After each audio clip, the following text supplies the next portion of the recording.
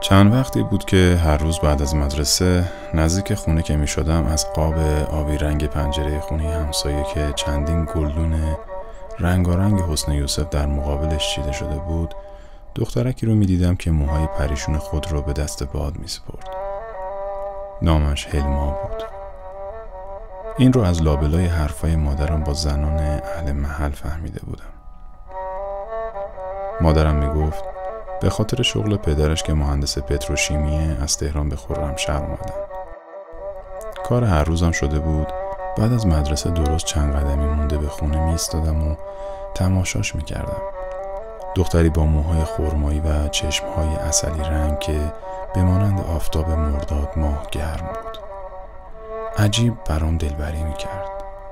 پدرم می گفت تویی که تا دیروز از مدرسه رفتن فراری بودی و هر هفته باید به خاطر مدرسه نرفتنات تعهد می دادم. نمیدونم حالا چی شده که هر روز حتی روزهای تعطیل هم میخوای بری مدرسه. پدرم راست می گفت. اما نمیدونست که موهای پریشون و چشمهای خمار دختر همسایه با قلب پسرش چه کرده.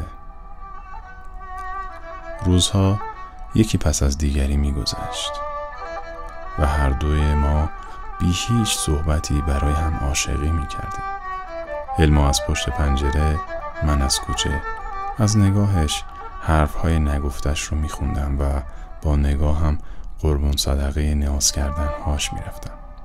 هر بار که براش بوسه ای میفرستادم از خجالت سرش رو پایین مینداخت و در جواب یکی از برگای اون گلدون سبز رو میبوسید.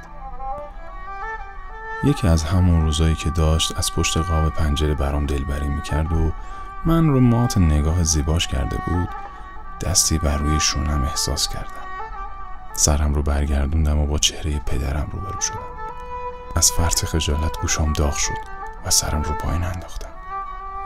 منتظر عصبانیت پدرم بودم و نمیدونستم این احساس رو چگونه باید براش تعریف کنم که پدرم پیش دستی کرد و گفت دوستش داری؟ از حرف پدرم شوکه شده بودم و عرق سردی بر روی پیشونیم نقش بسته بود. همون شب کنار حوض کوچک حیاط خونمون نشستم و ماه رو که سایش بر روی آب داخل حوض نقش بسته بود رو تماشا کردم. به فکر چند ساعت قبل بودم. به فکر هلما و لحظه‌ای که پدرم من رو در اون حالت دید بودم. صدای قدم‌هایی به گوشم خورد. ابتدا فکر کردم پدرمه. اما نه، مادرم بود. اومد کنارم نشست. مثل همیشه با چهره آرومش من آروم کرد. دستم رو تو دستش گرفت و گفت هیچ وقت فکر نمی کردم انقدر زود بزرگ شی و واسه خودت مردی بشی. نمیدونستم چی باید بگم و چه حرفی بزنم.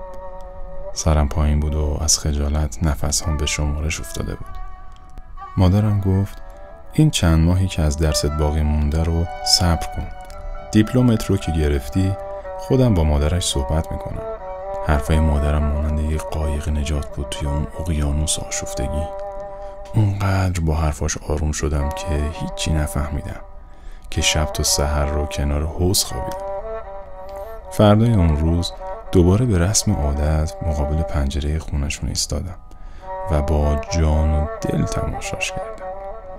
چشمانش در اون گرمای طاقت فرسای خرمشهر مانند الماس می درخشید و سرخی لباش مانند گلزار گلای لاله بود. حسی از اعماق وجودم می گفت که با صدای بلند فریاد بزنم که دوستت دارم. اما مگه می شد؟ 31 شهریور 1359 تاریک ترین روز زندگیم شد. صدای آژیر به یک بار تمام شهر رو در سکوت فرو برد. هنوز نمیدونستم چه اتفاقی افتاده که گوینده رادیو اعلام کرد بسی‌ها در نزدیکی شهر خرمشهر هستند. ترس تمام وجودم رو فرا گرفته بود و صدای تیراندازی به گوش می‌رسید. مادرم با چادر سپیدش که گل‌های کوچیک فیروزه‌ای بر روی اون نقش بسته بود کنج خونه نشسته بود و آیت الکرسی می‌خوند. پدرم هم با نوار چسب تمام شیشه‌های خونه رو چسب می‌زد تا مبادا شیشه‌ها بر اثر موج انفجار بشکنه و روی سرمون خراب شه. شب تا صبح رو با هزاران ترس و در تاریکی گذروندیم. صبح شهر اون شهر همیشگی نبود. کوچه و خیابون پر شده بود از خانواده هایی که هر کدوم به نحوی میخواستن از شهر فرار کنن. برای لحظه حس دلتنگی وجودم رو فرا گرفت. به سمت خونه‌شون رفتم و مقابل پنجره‌شون ایستادم. هرچی نگاه کردم نیومد. بعد از نزدیک 1 سال که هر روز میدیدمش، حالا نبودش عجیب برام سخت بود. همونطور که پنجره رو داشتم نگاه میکردم، پیرمردی که اسباب و وسایلش رو به وانت بار میزد تا به همراه خانواده‌اش از شهر بره، با جمله تمام جوونیم رو به آتیش کشید. پسرم، صبح زود رفتن. این جمله مانند خونپاره بود که گویی مغزم رو متلاشی کرد. در اون گرمای شهریور بارونی شد چشمام و برای لحظه‌ای دنیا رو تیره و تار دیدم. در همون حین چشمم به کاغذی که لای در بود خورد. کاغذ رو برداشتم و باز کردم. هنوز جوهر خودکاری که با اون نوشته شده بود خشک نشده بود و عطر دستاش رو میتونستم احساس کنم. نوشته بود: عزیز جانم، میدونی به قدری دوست دارم که جنگ که هیچ، حتی مردن هم توان جدا کردن من از تو رو نداره.